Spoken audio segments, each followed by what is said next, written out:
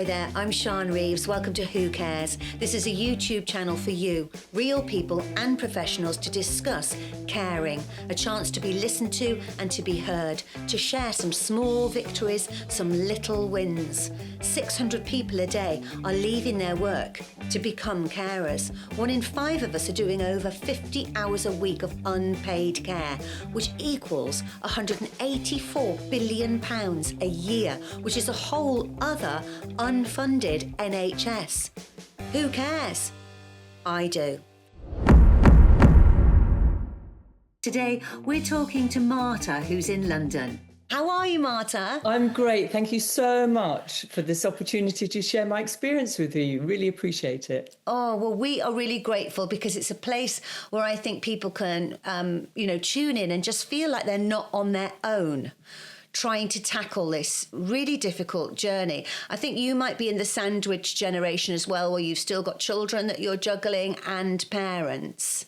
Absolutely. Well, actually, I feel now I've come out of it because my mother sadly passed 14 months ago, and my son has now finished university and his master's. So I'm like, okay, maybe I've just left the sandwich state. Yes. I don't know. But I mean, that to talk about this juggling time, which is so emotionally and financially draining. I mean, were you close in distance to your mum, or did you have to travel? Well, weirdly, my mum lived next door. Oh. She sold her house and said, "I'm moving into your rental, darling." And I was like, "Oh, you are?" She goes, "Yes." I was like, okay, so I got rid of my tenants. She moved in and she lived there for the last 10, 11 years of her life. Yeah. Wow. So that was very convenient, actually. Well, at the time it happened, it wasn't. But in hindsight, it was a blessing. It really was. Because when she moved in at 75, and she was very, very together. You know, she was very strong and able. She was doing yoga. She had a boyfriend. She was going out. She was very vibrant. And then she turned 80, and within 2 months, she just went boom. We went away, came back, and she couldn't remember her date of birth, my son's name. It was really, really, really quick that she just suddenly just got, Nothing dementia. happened? You didn't reckon, looking back, are you thinking, oh, we should have recognised that? I mean, she was getting forgetful, but she was a very bright lady, very smart. So I think she covered up, actually. She stuck to a routine, always. Yes. And I think the routine just helped her cope. And I think she knew she had it. I think she actually knew she had it before she moved in next door to me. Oh, how clever. How brilliant. She was very, very clever. She was very clever. And I think she hid it, and she developed such a routine too, literally a half hour, every half hour was this kind of routine. And she just stuck to that so she could just cope with everything. Wow. And did you look for medication or anything at all at that? So how long ago are we talking? Well, she passed end of 2024. It was known to us by, I think it was, 2019 that she had dementia, something like that. So we were talking about it all then, weren't we? Not as much as now, but... No, not actually as much. So when my mum was diagnosed with dementia, we came back from the doctors, and I just, I cried, and I told my son, and he cried, and we just both hugged each other, and we were just like, oh, this is, he goes, I'm losing my grandma now. It was very, very traumatic for us both. And she obviously didn't know what was going on. When we said, well, Mum, you've got dementia now, she goes, well, I don't know what that is. What's that? Yes. But to have someone so fit and with it like she sounds, that must have been a terrible loss for you emotionally. Yes, it was. It was really, I mean, we started grieving at that point because she was still alive and very much present. She had a huge presence, but we knew that we were losing her. And was it was it a rapid one then? It was quite rapid, but then it kind of stopped. I mean, I think it's... we didn't get much help, to be honest, at all. It was very, the diagnoses were erratic. There was no doctor support. It was only when my mum fell over and went to hospital, she broke her hip, that in a way that, you know, Escalated everything. escalated everything. But in a way, I know it sounds terrible, but her breaking her hip meant that she was more homebound, you know, which Yeah. was in a way better, because I did find her a couple of times on the street in the middle of the night and, you know, things like that. Yes. So So that meant it was safer for you, but probably hugely frustrating for her. yes, she was very, very frustrated. Very. They always say it's a fall that then turns the next corner, don't they? You Yeah. know. Yeah. So did you try and like read up about it, or were you did you get help in? I mean, you work full time, so how did you manage? Yeah, I work full time. I mean, there isn't much help, you know. I mean, you Google it and it's like, yeah, you know, I don't know. I just don't, there isn't that much information. What, you know, I read a lot about it, like do's and don'ts. But when you're in it, you're just like firefighting, because each day's sort of different. It's like having your firstborn. You don't know what's happening. It's like, whoa, okay, I didn't expect that. Or, you know, now they're crawling. Whoa, you know, now they've Yeah. rolled off the bed. Now they're doing, you know, it's like, whoa, this is all happening. Yeah. That's a really good way of explaining it, actually. That's exactly what it's like with your baby, isn't it? You're like, you don't know what to do. And then this Yeah. is similar. It's like, what do we do each day? Or now they're doing this, and now they're Exactly. doing that. Exactly. So at first I looked after my mum, and because I lived next door, I would pop in, you know, for breakfast, help her, you know, get dressed and everything, and, you know, just help her implement her routine that she was so good at doing. Yeah. The interesting thing is she was a fashion designer, and she hadn't drawn. I mean, she was an amazing fashion illustrator, actually, beautiful. I mean, like, you know, 50s, 60s, you know, those Wow. archetypal kind of iconic fashion drawings. And she hadn't drawn since the 70s, fashion stuff. She'd always drawn us and her environment and flowers and stuff, but not fashion. And she always subscribed to Vogue. And then she just started sort of drawing. So I went and got her masses of pens and papers. And, you know, when she was feeling really anxious during her dementia, because it did make her feel incredibly frustrated and angry and anxious, she just started drawing, Oh, wow. which was an incredible thing, actually. And it was like she was helping herself. Her instinct was to draw, and also she was regressing time-wise. You know, she was sort of going into her 20s and teens in her mind. She forgot everything, and she was like, I'm a fashion designer. She forgot that she actually stopped that in the 70s. Yes. She just regressed into her sort of being a fashion designer and teaching fashion, because she used to teach at Hammersmith and St. Martin's. So she kind of got stopped there for a while. Wow. And in a way, that was a blessing for all of us, because she was in her happy place and her happy space. And Yeah. she would draw for hours. Literally, she would do like sometimes 6 or 10 drawings a day. Wow. Yeah, Gosh, yeah. you should have an exhibition. We have. We had an exhibition last year, Ah, how and we wonderful. raised a lot of thousands of pounds for Alzheimer's Research UK. Oh, how wonderful. Yeah, yeah. Because they were And obviously good then, the yeah, they're pics. really, I mean, they're beautiful. And the interesting thing is as well, they there's a chronology of her decline as well. Because when she first starts drawing, she's got the proportions absolutely perfect. So it's like 7 heads proportion in the body, and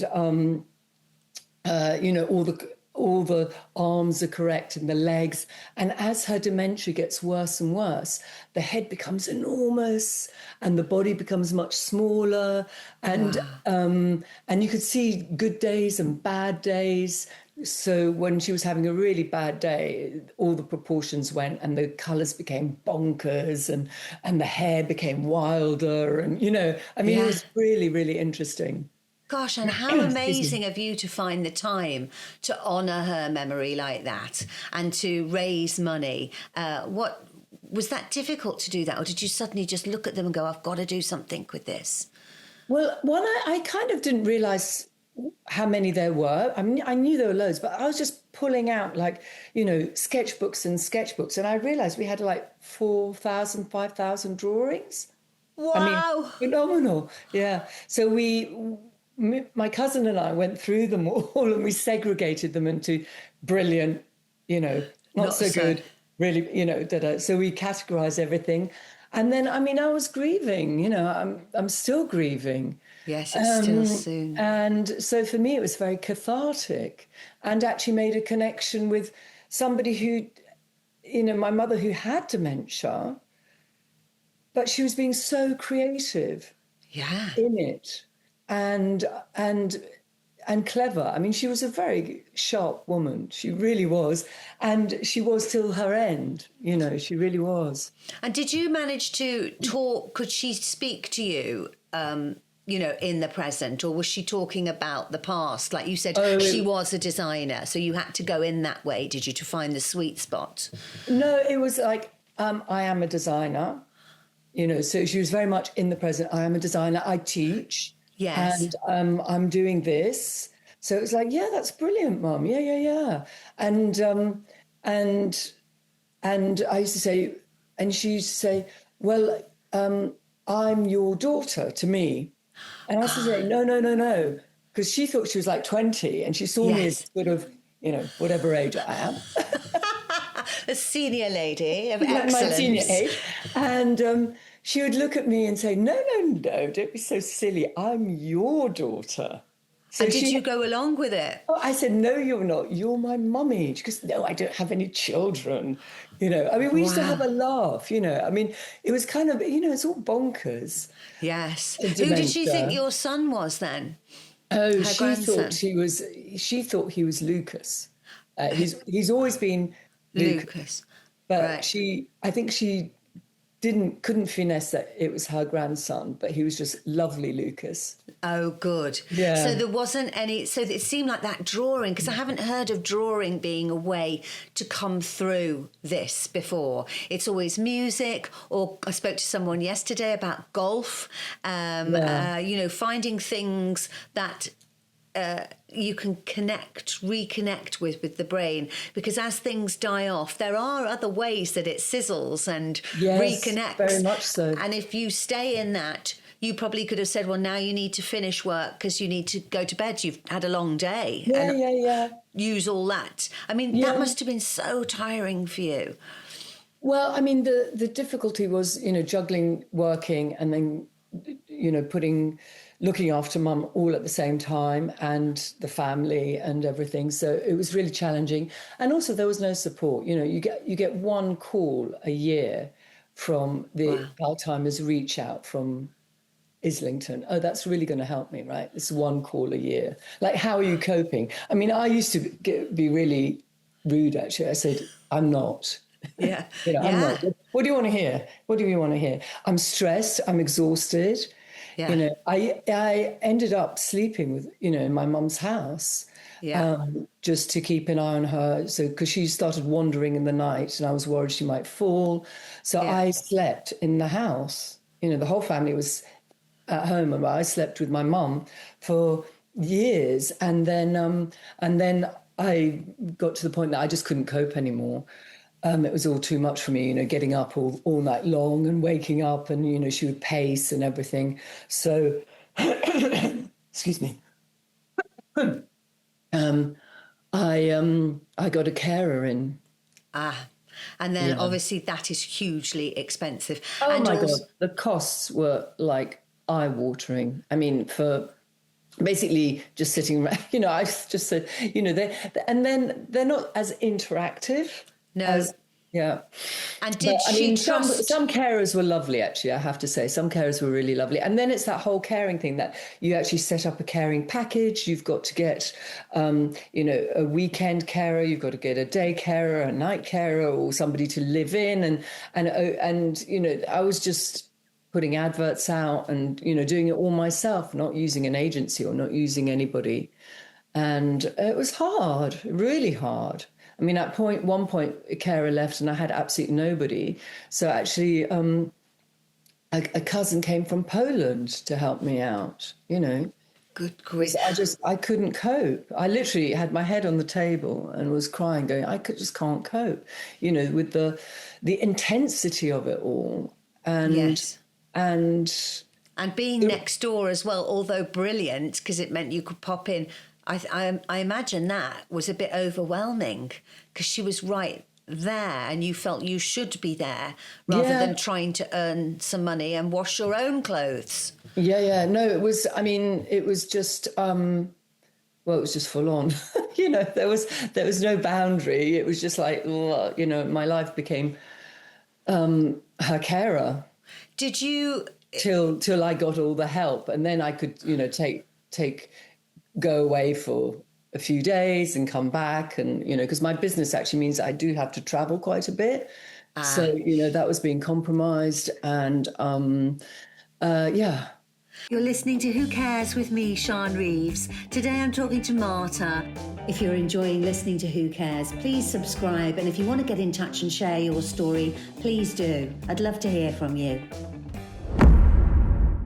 But the guilt, I think, as well, of worrying about who you're leaving her with and her accepting, because it's different people, isn't it, that come, you can't get the same. So how did she react to another strange friend coming to be with you today, Mum?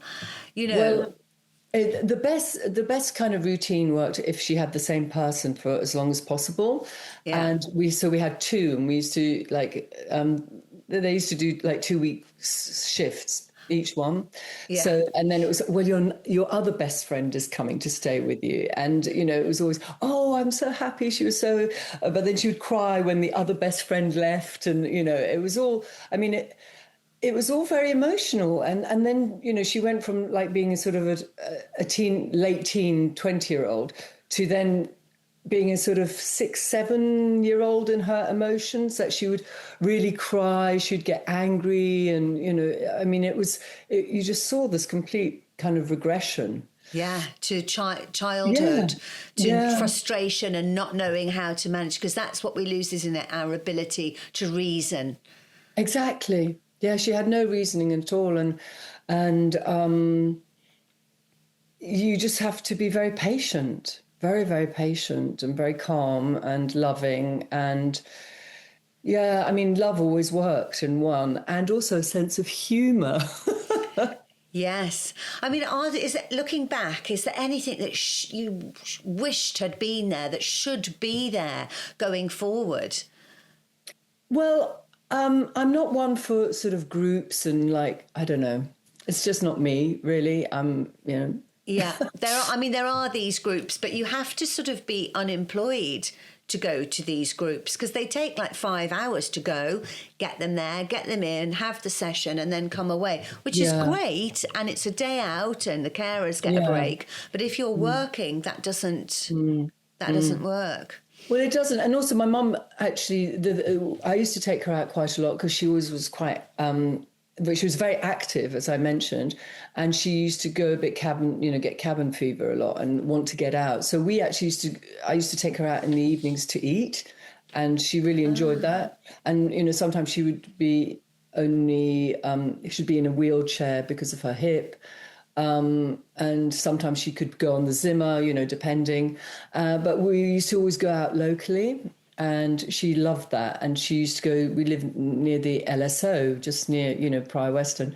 And so she used to always go to the concerts. I always used to make sure that her carer would take her there every Friday for the concert. Oh, so, that's we had a routine. It was like going to the Turkish restaurant, going to the LSO, going to the hairdressers, going to get the nails done. We kept that routine throughout. Yes. I think that really helps a pattern. As you said, she structured that for herself. Yes. Before it even really hit. And did you, obviously you managed it yourself financially and everything, but what should be around for us? I mean, how, because everybody's problems are so different, aren't they? Yeah. Yeah, they are. They are. I mean, what should be around? I mean, it shouldn't be the way it is. There's no No. help. There's no support. When Mom came out of hospital, she had a 6-week package of help to get her out of bed in the mornings and put her to bed and everything. That was okay, but that's it. But then her hip got better. But she still had dementia, and there's nobody Yes. coming and helping you with that. The NHS don't help. No, well, this is one of the sort of fact things that I found. 1 in 5 of us are doing 50 hours of unpaid care a week, and that equals in a year an entire unfunded NHS. And Yeah, that's what that's seems shocking. to be wrong. We're in an aging population. We're a fantastic aging population, and we're much more with it and healthier than we used to be. So let's support this time now, this next sort of 20 years. How can we make that better? That's what I'm sort of searching for, I think, with these conversations. How can we make this work and be more easier for us all going through it, because we are all going to be 2 out of 3 of us will be carers by 2030. Well, weirdly, not weirdly, but my father actually had cancer, and I looked after him for 2 years prior to his passing, and we had Macmillan support. Oh my God, incredible. I mean, Yes.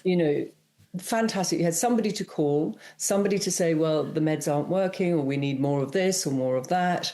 They would come, I don't know, was it once a week or once every 2 weeks, when he was stable. And obviously they would be coming regularly when he was actually, nearing the end of his life. And I felt really supported by Macmillan. I felt I Yes. had somebody to speak to, somebody to call, somebody to help me and advise me. And with dementia, it was worse in a way because, the erratic behavior. My father was great. He just lay in bed and just I said, was yes, poorly. I'll have another, toasted sandwich, please, or whatever. But because he was, his mind was perfect. Yes. And so it was much easier to deal with. But because it's, my mother, because it's so complicated, it's physical actually as well as mental.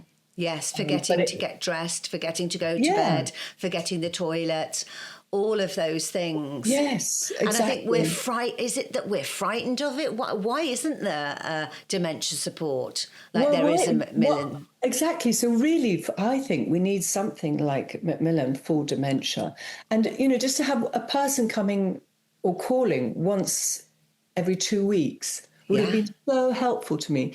For people to explain, well, actually, because everybody's different. Yeah. Okay, we didn't really have AI.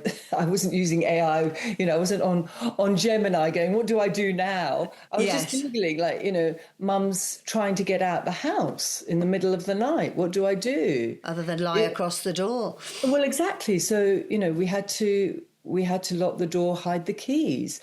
And, she would open a drawer and get a knife out and try and Get through the door. get through the door. I mean, Wow. luckily I was there, but you have to take the knife off. Yeah, And that's sometimes she dangerous. was physical with me as well. Like if I stopped her from doing something like that, she would try and push me and. Yeah, and imagine if it was your dad who's much stronger, you wouldn't Yeah, have yeah, won yeah. that. Yeah, exactly. So, there's just no support. There really isn't. And I mean, in the end, the last 18 months of my mother's life, I couldn't cope anymore. I literally couldn't. And she also had arthritis and, physically she was having more and more issues. Yeah. And so I had to put her in a home. And was that just awful for you? Oh, it was so traumatic. I mean, by then she was like my little baby. I had become her mother. So she Yeah. actually voiced exactly what was happening. I did become her mother. And did she go to the home okay? Did she understand that or not? Was she not in that place then? Well, I said it was a hotel. Yeah. And that's how, and, you know, she was still drawing, and she would write on the side of her drawings, "I'm at a hotel at the moment." Right, You know, because good. she used to God. make little notes on the side of her drawings, So she which was again still is an hanging on. amazing document, you know, when you look at the whole exhibition of her work. It's quite extraordinary.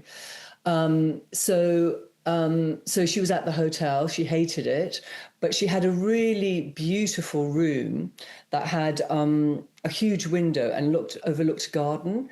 And actually, that was fantastic because it was southwest facing. So she had a lot of sun, and it was by the coast where I have a property. So she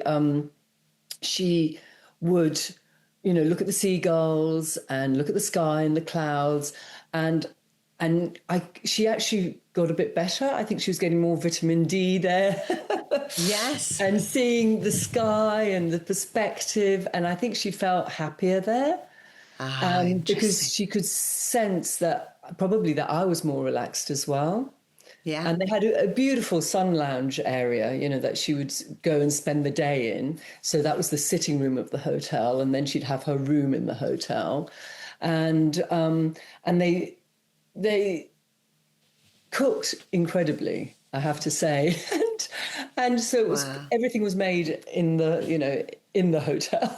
Wow. And this home was great actually, and they That's cooked, and lucky. she loved the food so much, and So yeah, I she mean, got a bit better for a bit. yeah, she did. She did. She was actually, everything kind of settled down a bit because I think she felt like, well, her dementia was getting worse by then. So she was very confused of, you know, who and where and what was happening. But she just accepted in the end that, you know, she was there. But she did used to say, "So when am I going home?" And I'm like, "Well, you know, this hotel's so nice. Why don't you just stay, you know, a few more weeks, and then we'll See. see." But it was, you God. know, till the end. She, you know, I think everybody wants, and everybody in the home, you know, care home talks about going home. So that's the bit that makes you feel so guilty, so terrible. Yes. And she had no perspective of, you know, how exhausted, financially kind of, you Ruined. know, ruined by everything, blah, blah, blah. And Yes. how much we had to juggle everything, To juggle make it our work. lives. Yeah, I had to, you know, completely, you know, set up another income, you know, stream of income to pay for it all. Yeah. You know, and what if you're not in that position, Oh, you know? your voice is gone. Yeah, Oh, sorry. oh, and No, what, you it's know, back now. and what if you are not in that position to be able to do that, you know? Well, It's an exactly. extremely difficult journey. What you pointed out there is fabulous. Is that we need to look into what the Macmillan people, how they set that up, and then set that up for now and for the future, so that Yes, people we have aren't so to. stranded, Yeah, yeah. so alone. And also, as you have pointed out quite a lot during this, is the emotion of it and the stress of it. Mm, To be able to think clearly and make really good decisions when you're that upset mm. and fuzzled by the exhaustion of it, how do you make good decisions? That's Yeah, what frightens me more, I think, is how do you make a good decision about this because you're so overwrought. you are, and you're exhausted, and as you say, very emotional, and it's overwhelming. It's an absolutely. I found that actually far more overwhelming than dealing with, you know, my father who had cancer. Yeah. Because there's too many cogs, you know, it's just spinning plates, you know, and all the time it's unknown what's going to be, what's tomorrow going to bring. Yes, unknown. Yeah. I think it's wonderful you did the exhibition. Can you make it into a book? Well, Because that's what that's I'm discussing actually with somebody, an art therapist, yeah, because that Hannah, would be something.